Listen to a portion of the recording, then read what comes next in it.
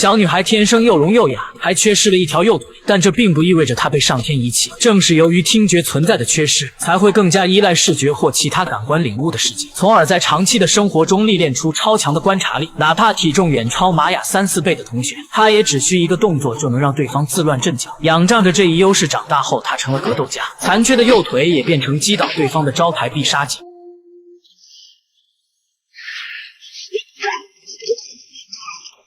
可悲惨的命运并没有就此放过他，唯一的叔叔竟遭到浪人暗杀。叔叔临死前似乎有重要的事情要说，只可惜老天没给他这个机会。之后，玛雅接管了叔叔的运动服黑手党，绑架了贪婪假扮浪人的凯特和知道浪人下落的鹰眼。可玛雅并不知道，其实鹰眼的另一身份就是曾经的浪人。而为了给凯特洗脱嫌疑，鹰眼不得已说出浪人早已被黑寡妇杀死，毕竟黑寡妇已经不在了，此无对证。可玛雅不信他的鬼话，死死掐住凯特为要挟。此刻鹰眼却磨碎胶带逃脱了，不过他很快就被玛雅堵截住。没有弓箭的鹰眼好比毒枭没有了毒品，壮年雄狮被牙医拔掉了牙齿，甚至他的子孙根都差点被对方踩爆出来。力量悬殊的情况下，鹰眼被打出了耳屎，不对，是鹰眼的助听器。